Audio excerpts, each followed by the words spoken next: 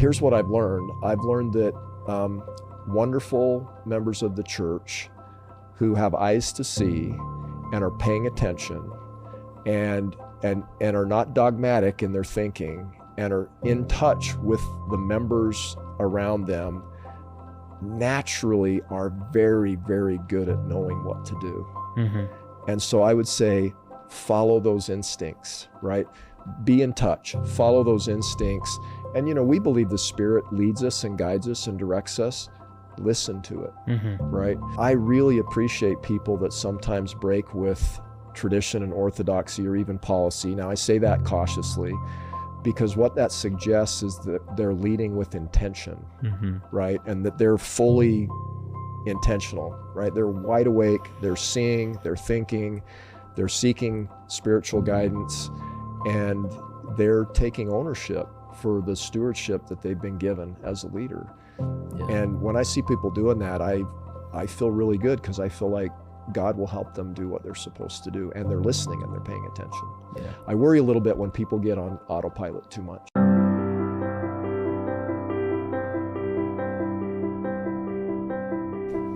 Hey everyone, in this episode we talk with Jeff Strong. Now you may remember Jeff Strong from a survey that we sent out that Jeff has organized to better understand church culture and the tension that we sometimes feel in church culture, right? That's not doctrine, it's culture, right? That's not the church, that's culture. We hear some of these phrases used, and Jeff wanted to dig into the nitty-gritty of the data. Now, Jeff has a remarkable background that really makes him a good fit for this type of research and this exploration.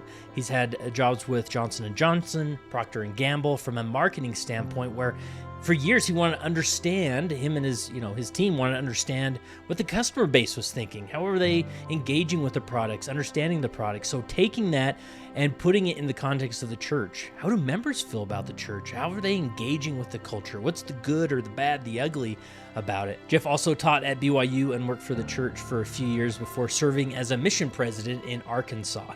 So we're going to get into all sorts of things in this conversation that you definitely want to listen to every minute, maybe a couple times. We talk about what people value in the church, especially their experience in the culture. We talk about the tension people feel sometimes in conflict or in belonging, or the comfort, whether they feel comfortable or not experiencing the church. And then my favorite part of the interview is when we look at what concepts that the average member consider very important, and then from their point of view, do they feel like the culture communicates what's really important? So there's a lot here, a lot to dig into. You're going to love it. Here's my interview with Jeff Strong. So Jeff, tell me about this research. We sent out emails long ago. Some members of our audience probably remember that, and many took. I know it was a long survey. I mean, it wasn't your 2-minute, tell us how you liked your dinner type of survey. So yeah. What was the background of this, and bring us up to speed with it all? Well, first of all, thank you. It's great to be here. Yeah. It's good to see you. Yeah. So it has been over 20 months ago that you helped us send out that original survey. And so the purpose of the survey was to understand disaffiliation in the Church of Jesus Christ of Latter-day Saints. How many people are leaving, mm-hmm. why they're leaving, what their church experience has been like, how they feel about the culture of the church, and then ultimately kind of where do they end up in their belief and faith journey. Yeah. And so you were really kind to help us get that out early. And Kurt, we had hoped to get about 3,000 responses so that we could sort of de-aggregate the data and look at it for different groups, mm-hmm. and look for different patterns. And we ended up getting 15,000 responses. That's great. And it was a long survey. You took it. I did, yeah. And it was professional researchers would say, oh man, this is way too long. But I had a really good research team of some of the top LDS researchers in the world. And they just said, Jeff, trust us, people will take the survey. Yeah. And so we got 15,000 responses. We had over 10,000 pages of verbatims. We had to actually develop a new AI app to be able to read and analyze the verbatims, because you can't really read 10,000 pages. Right. And verbatims are when people just free form writing, right? Yeah. You ask an open-ended question like, what do you love about the church? Uh-huh. And they will tell you.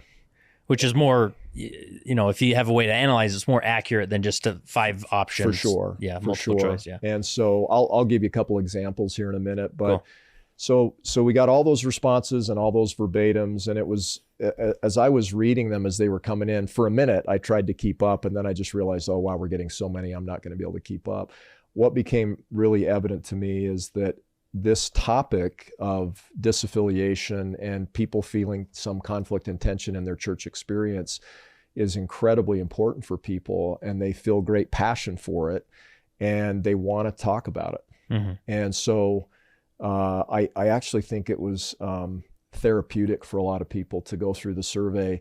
And some people, like in the verbatim questions, some people would just put a blurb, like a little phrase or a short sentence.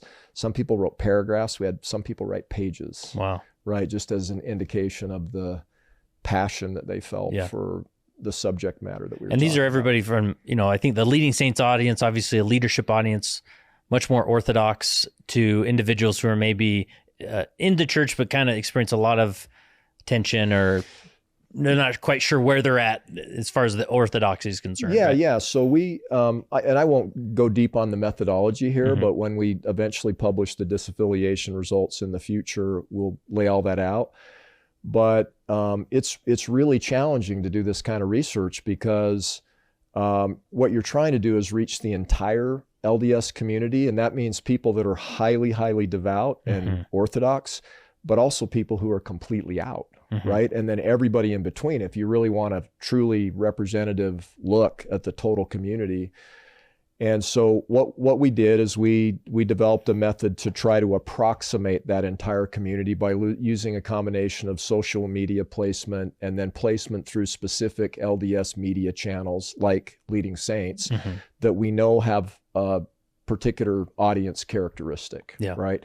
And so we tried to make sure that we covered that full spectrum and got what we think of as reliable data that allows us to understand the experiences people are having. Yeah, great. So I guess you've had a few images, and we'll do our best to describe it for the listening audience, but is that the best place to start, is to kind of look at some of this data you found, or that's coming together? You know what I'd love to do is, can I start by talking about what people love about the church? Yeah, because we're going to be talking a lot about conflict and tension. We won't be talking about disaffiliation today. Yeah. But I think it's really cool to listen to what, thousands and thousands of people said about what they love about the church. And so, so 45% of people that took the survey mentioned testimony. That was, the way to think about these are the things that tether them to the church.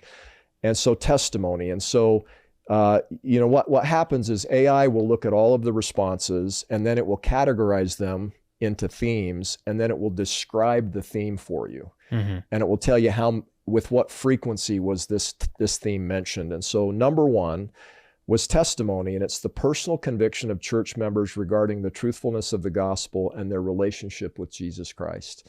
45%. 33% community, the sense of belonging and support found in the church community, fostering deep friendships and mutual support. The third, and I won't hit them all, I'll just do the top several, but the plan of salvation, specifically as a guiding doctrine that provides purpose and direction in life, emphasizing eternal perspectives. The next one is atonement, the atonement of Jesus Christ as a source of peace, hope, and redemption, enabling individuals to overcome their imperfections.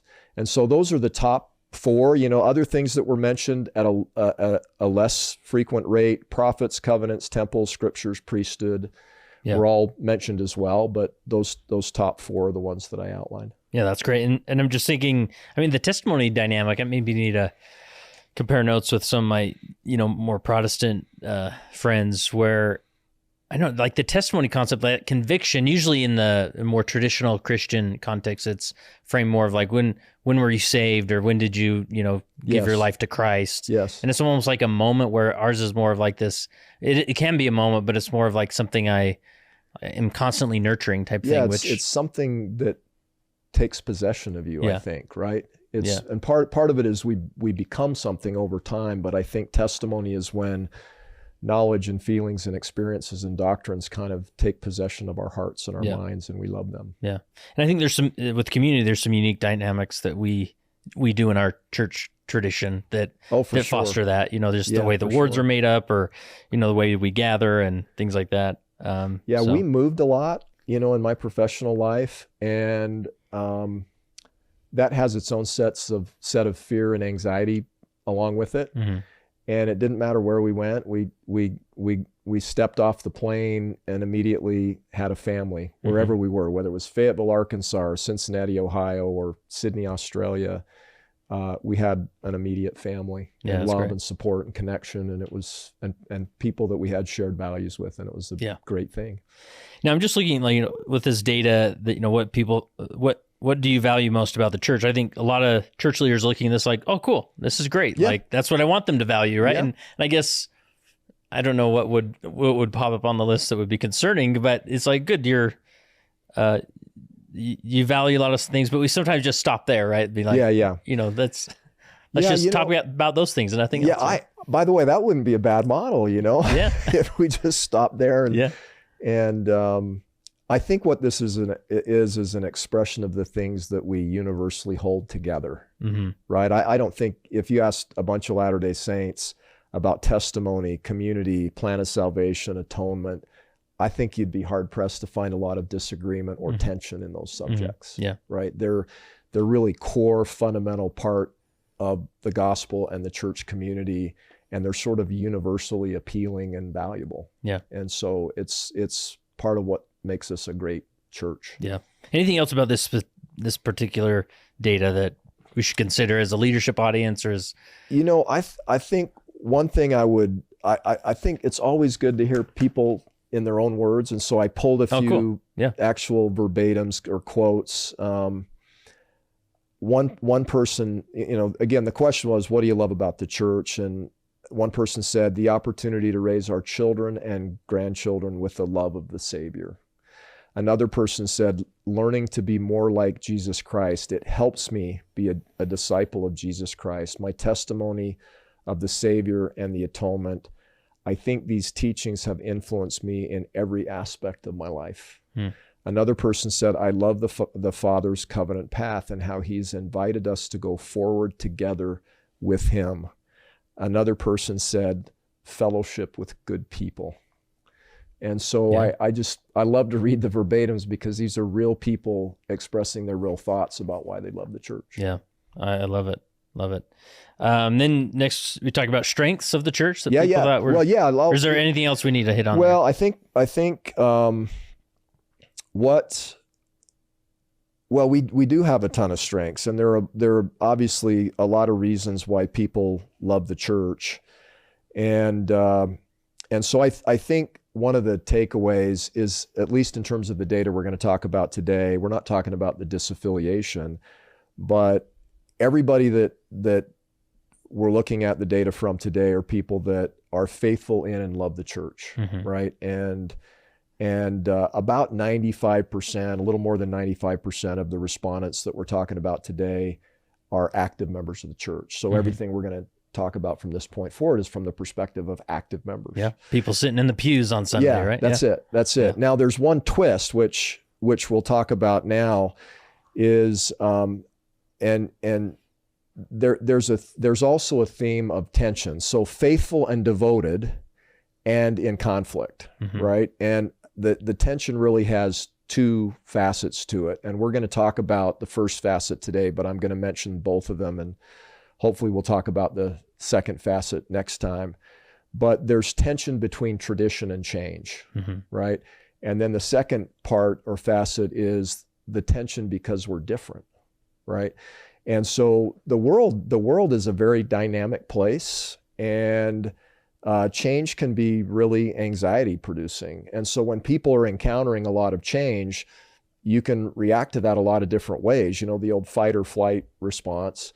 And so one way you can react is you just double down on tradition and you start talking about, well, if we could just go back to the way it used to be, or if we would just be more faithful and orthodox in our traditions, everything would be okay, right? The other way you can respond is just to say, well, wow, those traditions just seem like they've become outdated.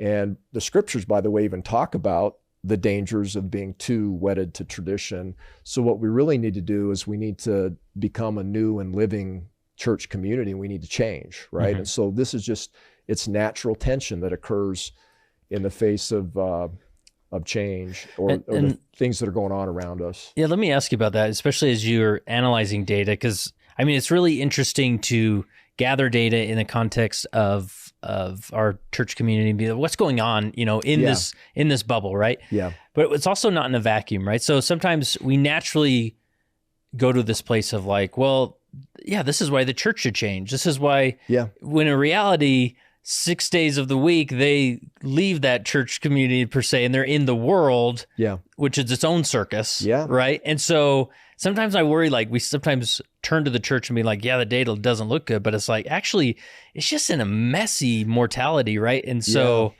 as you read data, like it's hard, I don't know exactly what I'm getting at, but it's more of like, how do you know like people are having a more tension in their church experience today than in say 1950? Yeah. But the world was different in 1950, right? So I don't know what comes to mind with that. I think it's a great insight. I think first of all, what I would say is, man, it's complicated. Right. And trying to tease apart what's happening in our church community that's really a product of things that are going on outside of our church community that comes into our church community. Right. I mean, you can talk about politics and economic tensions and social media influence. I mean, the list, right?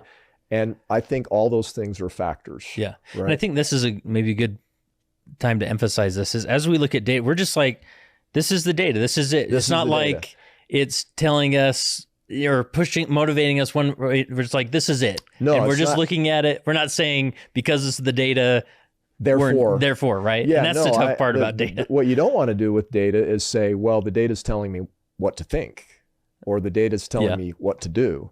What you do want to do with the data is say, the data is informing my perspective, right? And so I think it's complicated. There's a lot going around us in the church community.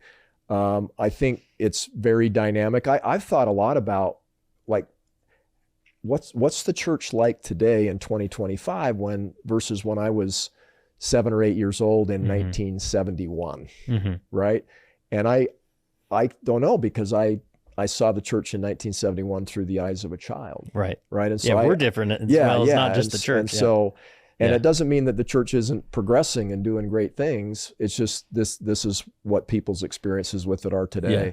So, tradition and change is one point of tension. And then our differences is another point of tension. One of the things that became really evident to me as a mission president, it was evident before that, but I think you sort of take it to a PhD level as a mission president, because I did 4,300 interviews. I did over 300 missionary meetings. I read over 50,000 pages of missionary letters. And so you have a front row seat into the lives of all the young people that serve in your mission. And if you're paying attention, they will teach you a lot. Yeah. And I paid attention. I was really trying to understand how they were experiencing the gospel, the church, their missionary service, their ability to connect with divine and spiritual things. And I learned a tremendous amount from that. One of the things I learned is we're different, right? The things that bring people to belief and to faith, you and I might be brought by very different things, and we might be taken away by very different things. We share core beliefs, but how we experience faith and belief and religion and the church can vary a lot. Yeah. And so there are differences, right? Yeah. Now, I'm not, none of what I'm talking about is political, but if you remember what happened with COVID, right? Our political differences were manifest in a huge way. Yeah. And we were serving our mission at that time. And so that was, there was some really complicated navigation that we were trying to do with members and with missionaries and navigating the issues of the pandemic and also the politics around it. Yeah. And I think we'll get into this more in our next episode, but just that recognizing those differences, that it's so easy, especially, everybody, generally people come to church for different reasons. Yeah. And it could be 6 months ago, I was coming to church for a different reason, and now I need a different thing, right? Else. And naturally, as leaders, we want to go to a place of like, how how can we just be the same so that you value what I value, right? Yeah. Because in COVID, it wasn't necessarily that people, it's not like they were valuing something that was evil. They were just, there was 100 values, and some people were ranking one higher than the other. Yes. And they're like, you're wrong by you're wrong by ranking that higher. And it just creates this mess, right? Yeah. And so, I'm sure you're kind of thinking of Jonathan Haid's book, The Righteous Mind. And he gets into this, and it's really insightful what he writes about. And hopefully we can view all that with more humility and less judgment, right? And be more accommodating. But what's interesting to me is you've got this tension, tradition and change and our differences. And so I'm just going to show you a snapshot of what the data says about the tension. And so this first slide that is going to go up on the screen, I'm calling it a tension selfie, but among those who are still participating in the church, nearly half feel a significant conflict in their church experience.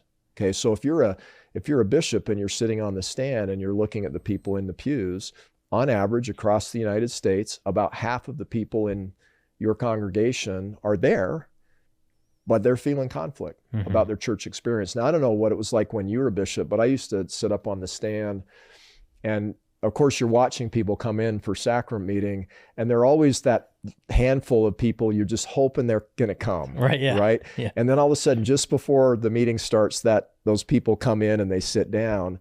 And Kurt, I didn't care why they were there. Yeah. It didn't matter to me. I was just so grateful that they came. And it didn't matter to me if they believed this or they believed that, or they felt this way or they felt that way. What I would feel when I would see them come through those back doors is they're here. I'm so glad they're here. Right. So that's the part of us that is shared humanity, right? But there are some differences in how we approach things.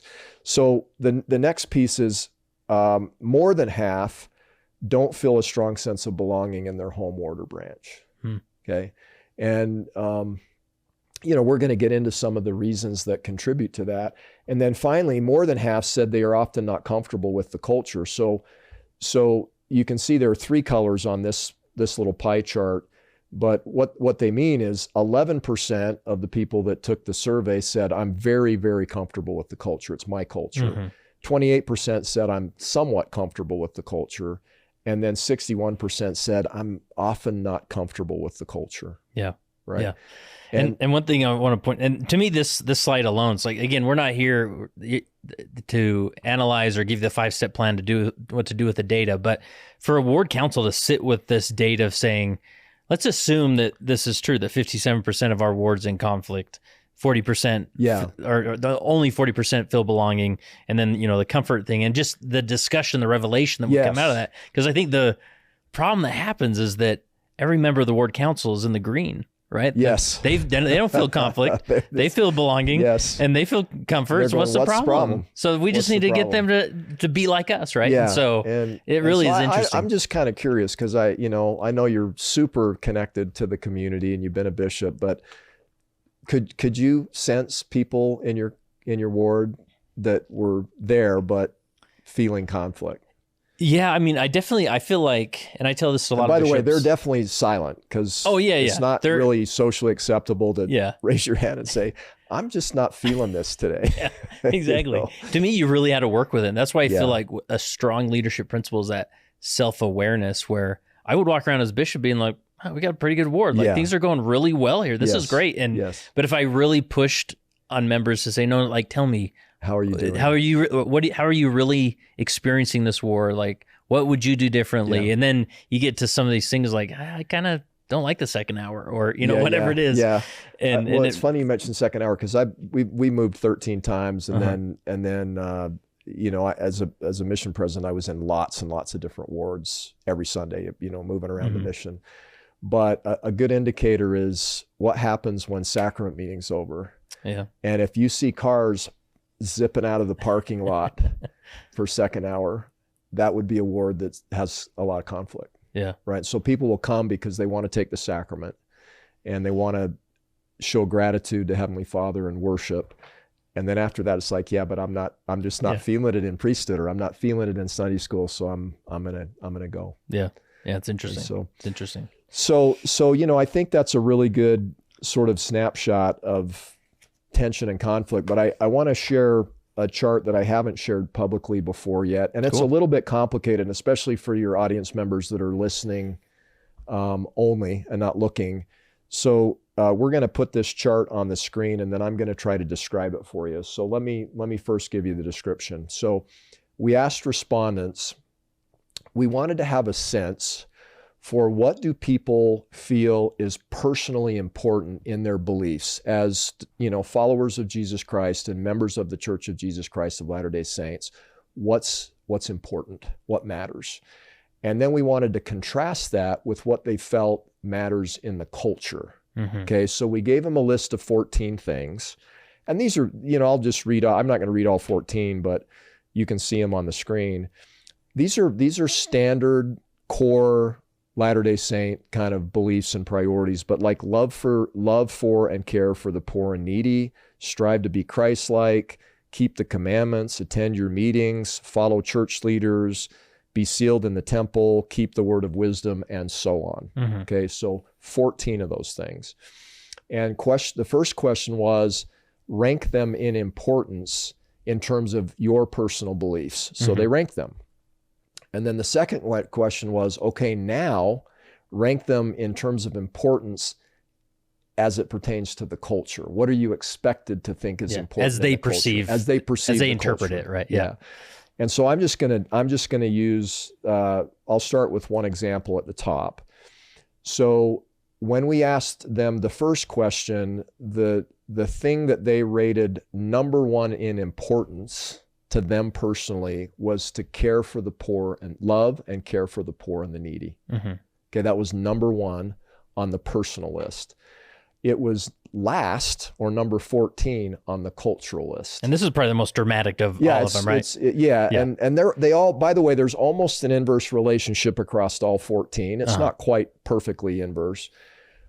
Now anybody that knows the LDS community knows that they don't think loving and caring for the poor and needy is not important. You won't find a Latter-day Saint that says, yeah, that's not important. Yeah. Right? We can ignore them. Yeah. Right? No, that's not what that's not what this says.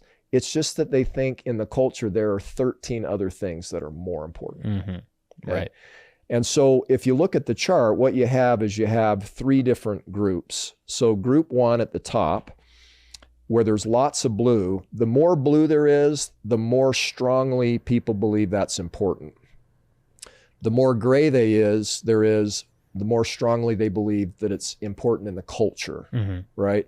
And so tension is going to be where you have a whole lot of one color and not very much of the other color, indicating an asymmetry of importance. And so if you look at that top section, these are all things that people feel are deeply, deeply important to them personally, but they don't feel are seen to be important in the culture. Okay. And so the tension is from personal priorities being much higher than cultural priorities. So the first one of love and care for the poor and needy, if that's deeply, deeply personal to you and you never hear anything about that in your 2-hour block or in general conference or in your conversations with members, it's going to start to create tension for you because you're going to say, boy, that's so important to me personally.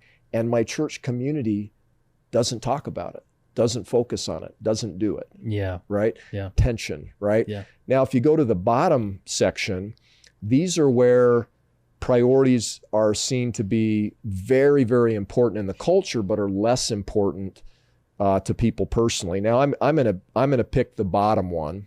You can see that dress and groom appropriately. People don't think that's very important personally, and it's not even super important in the culture. But there is an asymmetry. It's much more important in the culture than it is to me personally. Now, we all know the cultural expectations around dress and grooming in our church. By the way, I'm a white shirt and tie guy. I've always liked a short haircut. I always like wearing the tie. I wear white shirts to church with the suit. I love that. But I also recognize that that's not important to everybody. Yeah. This was very prominent. I was a bishop in South Salt Lake, an inner city where you get all, I had people bearing their testimony with headphones on, just like listening to something in between, whatever. Absolutely. And we're just glad they're there. No. And by the way, I think I would love I would thrive in that kind of environment, even though I would be there in a white suit and tie. I would thrive in that environment. And so when the cultural priorities are super high and you don't feel them to be as important personally, that's also tension, right? Because you're feeling pressure to think and believe and do things a certain way, and you're just going, I just don't think these things are all that important. Now, I want to be really careful on this chart because there's important stuff on here. All 14 of these things are important in our church. And so I don't think people are saying they're not important. They're just saying there are other things that are more important. Yeah. And then in the middle section, you've got things that are pretty well balanced, things like, hey, keep the commandments. People believe that's important personally, and they believe it's important culturally. Live the doctrine of Christ. It's important in both areas. Attend your church meetings. That's important in both areas. And so not a lot of tension there, right? Does that make sense? Yeah. Yeah. And I don't know, because this is what's coming up, with kind of the theme of this episode is that tension, like recognizing there is tension there. Yep. And sometimes that tension feels like, well, therefore something's wrong. Like we need harmony and peace, and, where, or we need, like we recognize we're different. Like, we got to change that. We got to be more alike, because that stimulates harmony, but that's not always the best, this best mode, right? Well, and we're gonna, next time we're together, we're gonna talk a lot about differences, how members of the church are different, but I just think it's human nature. In fact, it's rooted in our brain neurology that we really like conformity. Yeah. And I don't know why our brains have come to the point where if you're I'm speaking of myself, I'm a white shirt and tie guy, and when the guy with headphones and a hoodie gets up to bear his testimony, there's a part of my brain that goes, does he really have to dress like that for sacrament meeting? Right? And so we're all guilty of this. Yeah. And I think it is human nature to want those points of tension to go away. Right? Like, can't we just be the same? Yeah. And I think it's an interesting idea that is completely incompatible with how the human race works and how God created us. And I think the scriptures are prolific in teaching the value of differences. You think of Paul's teaching on the doctrine of the body of Christ, or, the teachings of the creation about plants, animals, and people in all their varieties, right? And I think it's because there's really powerful learning and change and growth that comes from the tension of being different. And so I'd love to share an experience I had last fall. You know me well enough to know that I'm a bit of a crier. So far, I'm doing okay today. Nice. But I'm at the Hale Theater. My wife Sarah took me to see Fiddler on the Roof, and my recollection of Fiddler on the Roof, it came out in 1971, the movie version, right? That we're all so familiar with. And I was 8 years old, and my dad was this huge Fiddler on the Roof fan, and so he had a cassette player, portable cassette player with that soundtrack, and he would play that everywhere he went, in our house, in his car. It didn't matter. That soundtrack was playing. So we're at the play, and the play starts, and I realized not only it's been 52, 53 years, and I knew every word to every song, like every song. That's awesome. And I actually knew most of the dialogue, because that's how much my dad played the song. And I'm sitting there watching the play. Now I'm seeing this play for the first time through the eyes of a 60-year-old man, right? Instead of a 8-year-old boy. And I just had a really moving and powerful experience. And so, the premise of the movie is that you have Tevye, who's a milkman, and he symbolizes the beauty and importance and sanctity of tradition. And so the opening monologue, he comes out, sings this great song, Tradition, and he gives a speech on why it matters, right? And I can't quote it, but he says something like, why do we do all these things, our traditions? And he says, I'll tell you, I don't know. Right. But because of our traditions, we know who we are and we know what God expects us to do. And I think that's a beautiful way to summarize the value of our traditions. And so in our church community, we have beautiful, powerful life-changing traditions.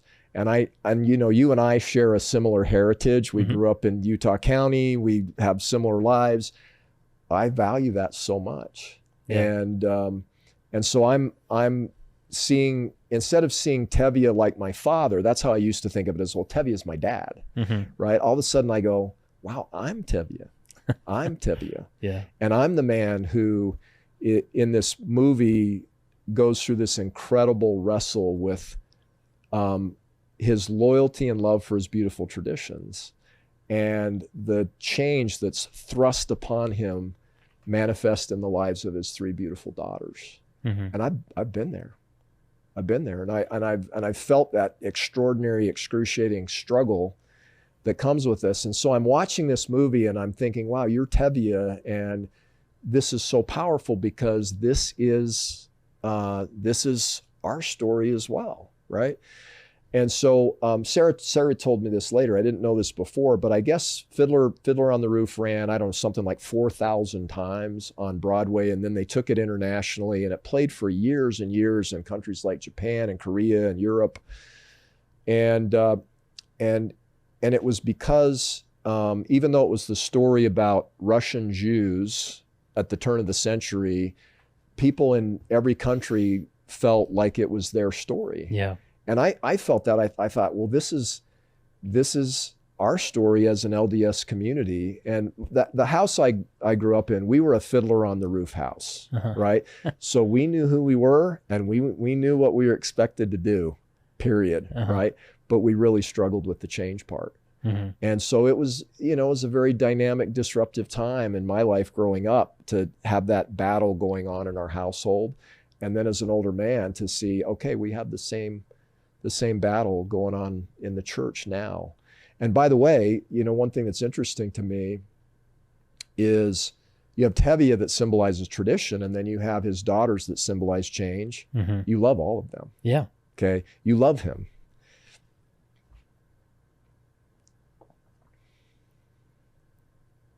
There's nothing about him that's not lovable. Yeah. Right.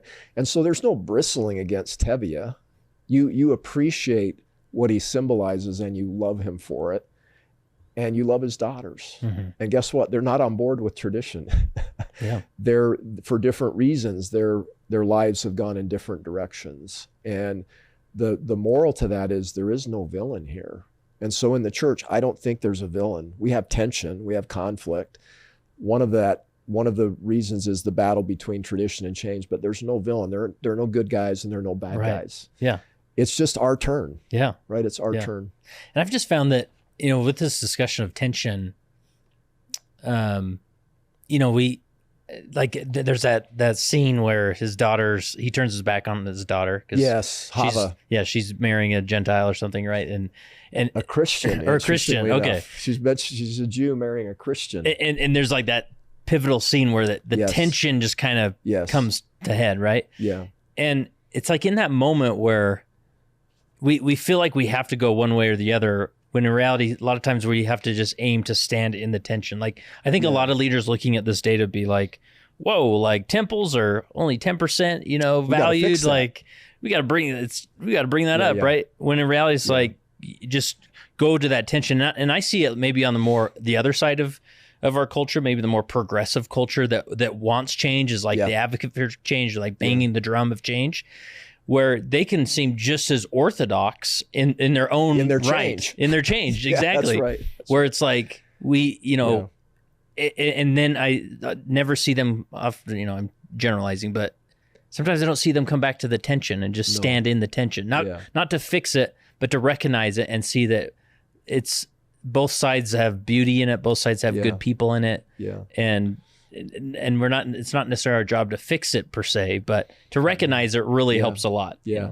I love how you said that. I agree fully with that. And I think that's part of why I was so moved by the play. Yeah. Because the theme of that is not to drive the tension out. And that's what we do sometimes, right? And so if you're very orthodox and traditionally oriented in the church, you just want to go back to the 1960s, and you want get everybody in line and make sure those young men have haircuts and everything will be okay. Yeah. Right. And if you're more progressive, then you want everything to change overnight, right? And I don't think that was the message of Fiddler on the Roof. The message was that tension is part of life, that in the discomfort and tension is learning and growth. I mean, to me, tension is just a form of opposition. And we know what 2nd Nephi teaches about opposition, that it's necessary in all things because it provides clarity through contrast. It provides strength because you have to grow. And so I think what we're supposed to do is recognize and embrace the tradition and ask the question, what is it that we're supposed to learn? How are we supposed to be different and better from this? And be more comfortable in the tension and don't try to drive it out. The problem with driving it out is you get to premature bad conclusions, right? And then somebody is left on the sideline when you do that, right? Yeah.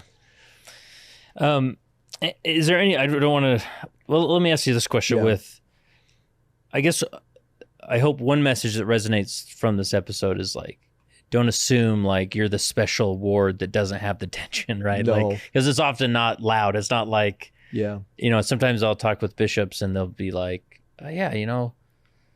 pornography isn't really a big struggle in my ward. I'm like, wait a minute, time out. Like something's going like, when in reality, there's maybe something more going on there. I agree with that. And so, I hope leaders like step back and say, like the data you bring forward is that it obviously describes there is tension that exists there. Now what? Not that we have the 5-step plan to do that, but it's there, right? Yeah, no, I think that's really good counsel.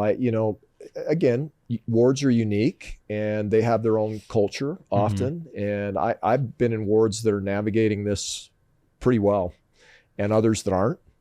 And I just think a mindset of humility and openness and being in touch with the people, you'll know, right? You'll know if it's an issue in your ward or your branch or not. And just remember that ultimately we're here to serve people, right? And I love the concept of the gathering of Israel. And you know what the key word is in that statement? Gather. Yeah.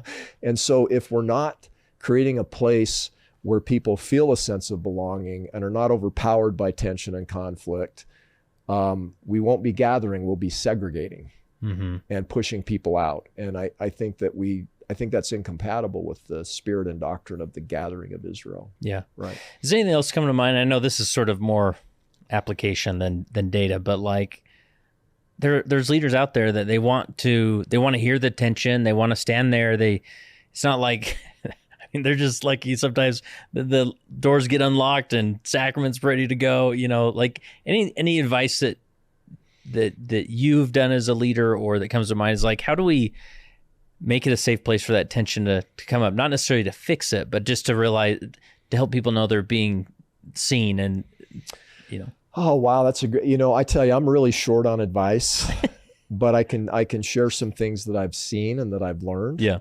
That to me are powerful. One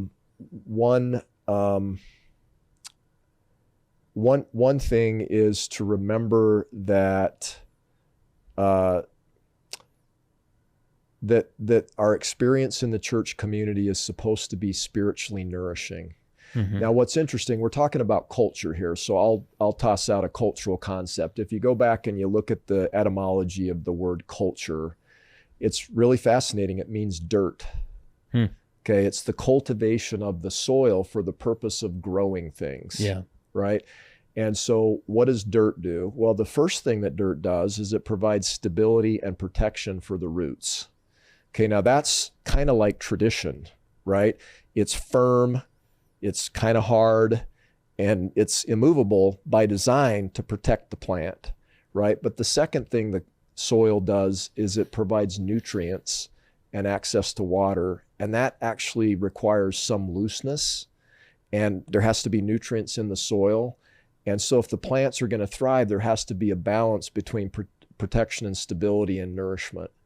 And if we can remember that, then we won't create cultures in wards that are all about protection and stability, hard and unyielding, and no nourishment. And we also won't provide cultures or create cultures that are only about nourishment, and there's no stability and protection, right? And so I don't know how to describe what that's supposed to look like from, our seats here, but here's what I've learned. I've learned that wonderful members of the church who have eyes to see and are paying attention and are not dogmatic in their thinking and are in touch with the members around them naturally are very, very good at knowing what to do. And so I would say, follow those instincts, right? Be in touch, follow those instincts. And, we believe the Spirit leads us and guides us and directs us. Listen to it, right? I just feel that I should share a personal experience I had when I was set apart as a mission president. And I'm not going to use the apostle's name just because he would appreciate it probably if I didn't, but sure. It's somebody I've known for a long time and love him and I respect him. And I felt honored to be set apart by him. And the most important thing he said to me when he set me apart is he said, Jeff, if you have eyes to see, the Lord will show you what you're supposed to do with this mission. Now that sounds great, but start trying to translate that into running a mission. Yeah, exactly. Okay, great. If I have eyes to see. Yeah. But it was interesting. Sarah and I spent a lot of time talking about that. And as we got to the mission and we began to travel throughout the mission and spend time with the missionaries and the stakes and the wards, we started to realize that what needed to be done was as obvious as the nose on our faces. But in some instances, it was counter to conventional thinking, tradition. And so we would feel things getting in the way, our fear, our pride, our ambition, right? We wanted to be good at our job and be seen to be good. And when those things started to preoccupy our minds, we would lose our ability to see, right? And so when ambition and pride and fear predominate your thinking, you can't see what you need to do. And so I think when the scriptures talk about having an eye single, I think that's what it means. And so for good Latter-day Saints that have eyes to see and are focused on not only providing stability and protection, but nourishment for the saints, and they're doing it with no other consideration than the welfare of those people, I think you'll know what to do most of the time. Yeah. Because we've been raised in a beautiful church that has beautiful doctrines and leadership culture that has really positive elements and years of experience seeking and receiving promptings. So as long as that's what we're led by and we keep this other stuff, culture, tradition, fear, ambition, need for validation out of the picture, generally I think we'll do okay. Yeah. And what comes to mind as you explain that is that, having the eyes to see sometimes, because we're such creatures of routine. It's like when you step off that plane to start your mission, it didn't matter what that apostle said to you. It's like, no, we got fires to put out. Here we go. Right. The phone's ringing. And we're in church. It's like leaders may think, there's tension there, but it's second hour. We got to do the come follow me lesson. Yes. Or wait a minute. Like, let's just pause and breathe and step back and say, no, but what do we got to do? Like, what do we need to do differently? And that's what we try and illustrate on Leading Saints is these different, examples of people who did just a little bit differently because they took a moment to think, what does my ward really need? Yes. Like, oh my gosh, Kurt. What do those people in tension really need? You know what I mean? And I know that's kind of your equity, right? As you're finding those people and you're giving them an audience to speak to. And I think particularly, by the way, I'm a pretty traditional guy and I'm very obedient. Like I use my turn signal even when nobody's there, right? I just like, that's how I'm wired. Yeah. But I really appreciate people that sometimes break with tradition and orthodoxy or even policy. Now I say that cautiously because what that suggests is that they're leading with intention, right? And that they're fully intentional, right? They're wide awake, they're seeing, they're thinking, they're seeking spiritual guidance, and they're taking ownership for the stewardship that they've been given as a leader. Yeah. And when I see people doing that, I feel really good, because I feel like God will help them do what they're supposed to do, and they're listening and they're paying attention. Yeah. I worry a little bit when people get on autopilot too much. Yeah.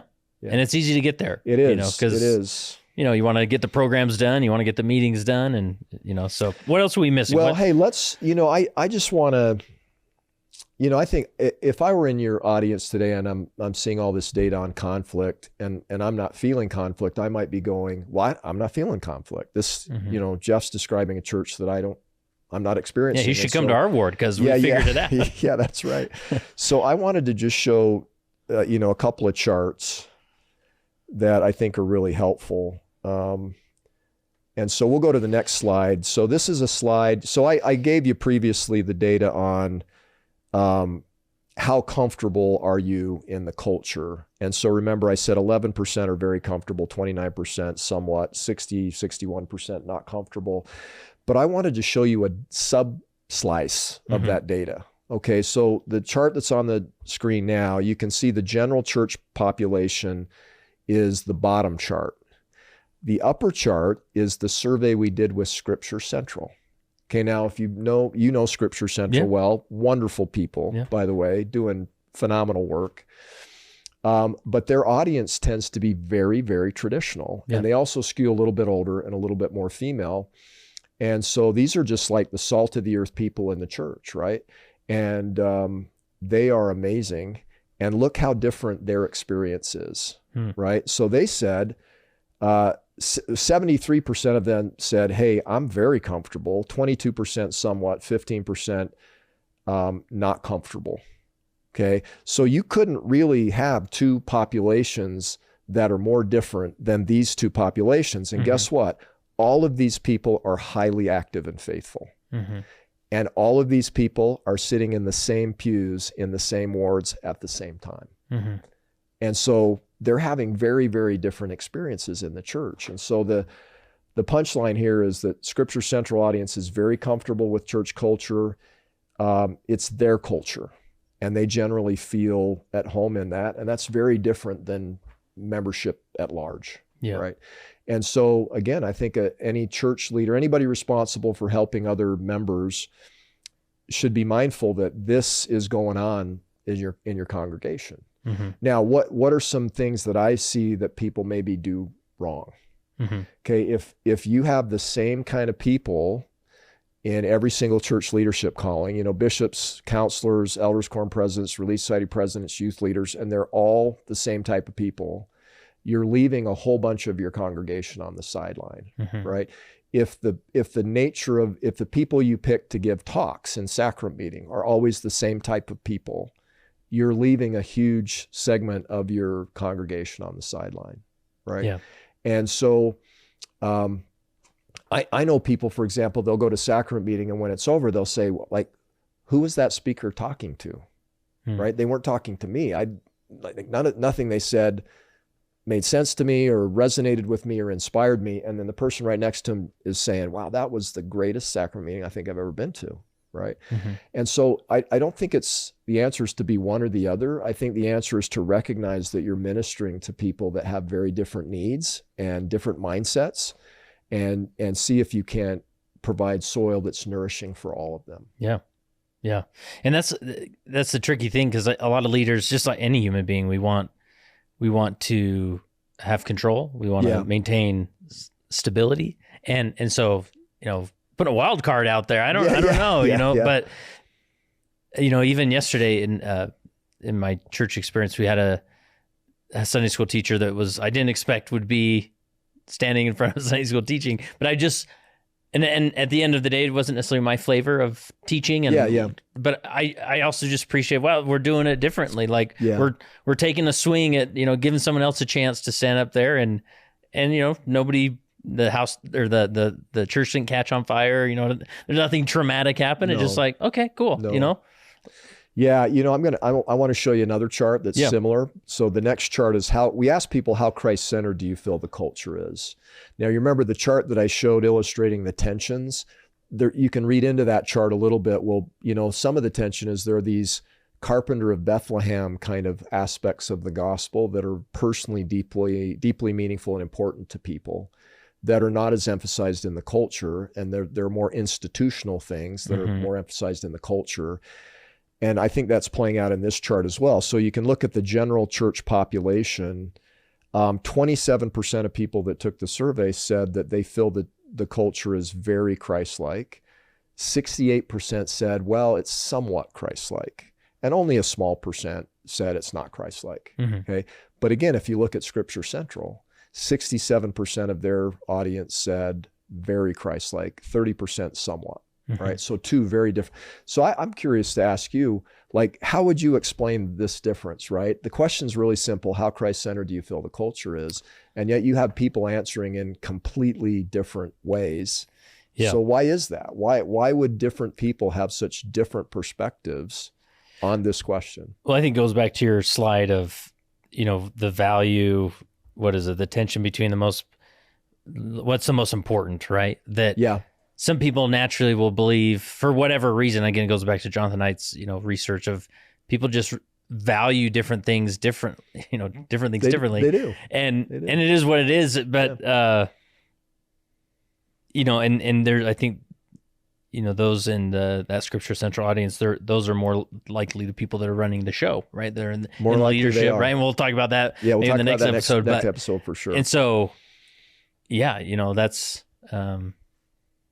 anyways, that's what comes to mind, is just that people are valuing, I don't know if it's necessarily things broken, other than maybe we're not getting a variety of those differences in those different roles, because we want that safety, the stability, the consistency, rather than trying something different or seeing how this goes. By the way, we could have a long conversation about where our human need for conformity comes from. And maybe we can do that next time we're together. I've done a lot of work to better understand that, because I wanted to learn myself. Yeah. And it's generally not from a good place. Yeah. Right. I mean, it's the brain's reaction. It's the brain's reaction to fear. Right. And so we naturally respond to differences with feelings of anxiety and fear, and our bodies have trained us, when you feel anxiety and fear, you're supposed to get rid of it. And so what you need to do is you need to eliminate the sources of anxiety and fear. So if people are different and that's causing you to feel anxiety and fear, then you eliminate those differences. Yeah. And Kurt, I actually personally believe that that's the natural man. Right. Yeah. And that when the Scriptures, and specifically the Book of Mormon, tell us to yield to the Spirit and put off the natural man, what they're really saying is, don't let your limbic system and your amygdala drive your behavior. Move into your frontal cortex, your place of reasoning, compassion, empathy. That's what you should be led by, right?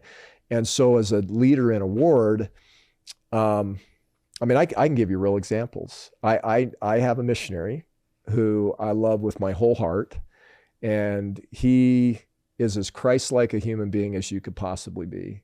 And he was a spectacularly good missionary, and he is a true disciple of Jesus Christ in every way. And I just admire him so much. And he is a person who is different in an important way in our church community. His conversion is related to the gospel of Jesus Christ that he's experienced as a member of the Church of Jesus Christ of Latter-day Saints. He loves the Book of Mormon. He loves reading about the Savior and his work and his teachings. And that is the source of his conversion, right? He has been transformed by the gospel of Jesus Christ.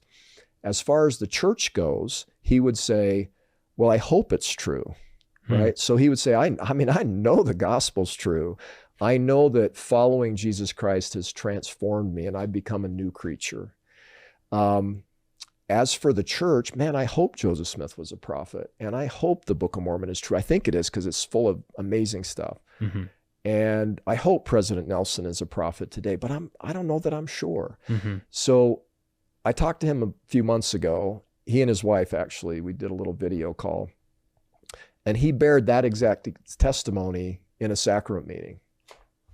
And like man, if I'm on the stand when he does that, the second he sits down, I stand up and I say, that was one of the most beautiful, honest, vulnerable, powerful testimonies I've ever heard. Mm-hmm.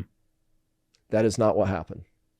Okay, the presiding ecclesiastical leader in that sacrament meeting stood up, feeling anxiety because he had an obviously charismatic, powerful young man not express certitude about the church.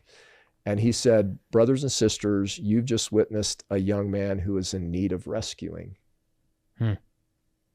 And this young man was humiliated by that. Yeah. Okay.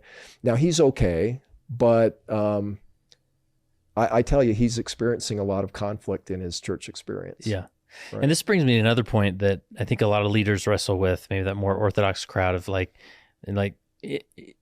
Jeff, like data is data, whatever, but what is true? Yeah. And there's almost like, I'm not even, if people feel tension in church, well, I mean, but it's true, right? Like just keep, and so some will want to, and this is just that art form of leadership. Like some want to just say, well, come hell or high water, that's true. And get on board. This is the message. Yeah. This is what we're doing. Yeah. Run the playbook. Yeah. Man. Where others are leaders more of like, okay, like, yeah, it's true, but like there's something, there's a lot more dynamics going on here than, I often say, culture eats doctrine for breakfast. For sure. The doctrine is so pure, so true, so at its core. But if they can't get there because the culture is so thick, that's a problem. Wow. Such a great question. Two thoughts come to mind. The first one is, in my experience doing this research, it is very rare that the conflict is coming from people not believing things that are true. Right. It is coming from us not living the truth that we have. Mm-hmm. Okay. So culture and truth are two different things. And so when we're making culture more important than truth, we become vulnerable to this issue. Mm-hmm. Right. So when I've interviewed dozens and dozens of people who have left the church, and sometimes they've got this concern or that concern, or sometimes a rare number of them just say I didn't want the responsibilities and expectations. But generally, the issue is that we've fallen short of our own truths somehow. Mm-hmm. Right. And so I would gently push back on that argument and say, step back and really examine what's going on. And is it really because we're not committed to the truth, or is it because we're actually not living up to the truth that we have? Mm. Right. So that would be thought number one. Yeah, that's really insightful. Yeah. Well, anything else we're missing, at least for this round? Or? Hey, I think one more chart to flip up. Why do you think the culture is the way it is? And this will be a nice way to kind of close out on Fiddler on the Roof. So again, we asked, in this case, almost 2,300 people answered this question. And the headline was the significant influence of our traditions, the expectations of the community, the significant influence of leaders, and some doctrinal misunderstanding are cited most often as the drivers of the culture. So that's kind of what I just said. Mm-hmm. So number one, 42% said tradition, persistent, longstanding customs and practices that are resistant to necessary change and adaptation. Okay, it wasn't the doctrine's wrong. It wasn't we don't have the truth. It's that we have these traditions that drive us, and they're not relevant anymore, right? And they're actually sometimes incompatible with our doctrine. Right. Mm-hmm. The second one was community, the expectations of conformity to group norms, to be accepted and to belong in the church. Now, I think that's a derivative of our history, right? When you're born as a little tiny church that's in New York and Ohio and Missouri and Illinois, and then isolated in the Salt Lake Valley, and you're kind of all the same, and the mindset is circle the wagons because everybody's out to get you.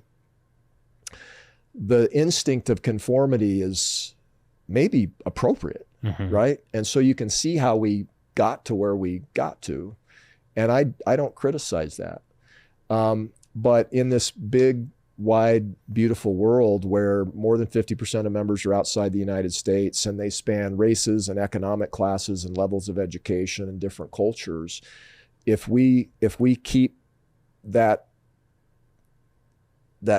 iron-fisted grip on conformity, you're just automatically marginalizing anybody that doesn't fit the traditional Latter-day Saint mold. You know, back to your point on that Orthodox person that says, hey, just get on board. I'd take you back to culture as soil. Stability and protection is important. So is nourishment. It's supposed to be balanced. It's supposed to be tense. Yeah. And so that person that said, just get on board, shut up and row. Yeah. They're just opting for soil that's so hard and unyielding that the roots cannot be damaged, but they also can't be fed. Right. Yeah. Right? And so I think it's really easy to pick a side. It just doesn't work. Right? It's really hard to hold the tension and try to balance it. Yeah. But that's the only real solution. Yeah. So anyway, these are, you know, so these are some That's of great. the other things that are powerful. So back to Fiddler for just a minute. Yeah. So I think Tevye, it's really interesting because his first daughter, you know, she's going to marry the tailor instead of the butcher. And Tevye, the man of tradition, he flexes. And she marries the tailor instead of the butcher, right? And then her second daughter wants to marry the political revolutionary, Tevye's second daughter, and he flexes again. Okay, so this is tradition adapting to change. The third daughter, Hava, he can't get there. She's marrying a non-Jew, and he cannot get there. It's taking tradition too far, stretching it too far. And he says, I can bend, but I can't break. And so they literally don't reconcile. She leaves, and so even in the play, they leave the tension in your lap. They don't solve it for you. Exactly. And there's this beautiful scene, it might've been the one you're referring to, where in The Hail, they did it so beautifully, and it's beautifully done in the movie as well, but probably even better at The Hail. So they had Hava dancing in this beautiful translucent round cylinder-like curtain with a spotlight on her, and Tevye is standing outside of the cylinder, representing two different worlds going in different directions. And he's singing to her, and it's this haunting, longing sense of loss for this daughter that he cherishes so much. And so the scene is just spectacularly beautiful, and it's full of tension, right? And there is no solution. And then she leaves town, and he's coming into town, and she and her Christian husband are leaving town, and they don't speak. And so they just leave it in our lap and say, it's your turn to deal with this, right? And so I think we have to embrace it and ask, what is it teaching us, right? And it's our turn, and accept that, and not try to fight it so much.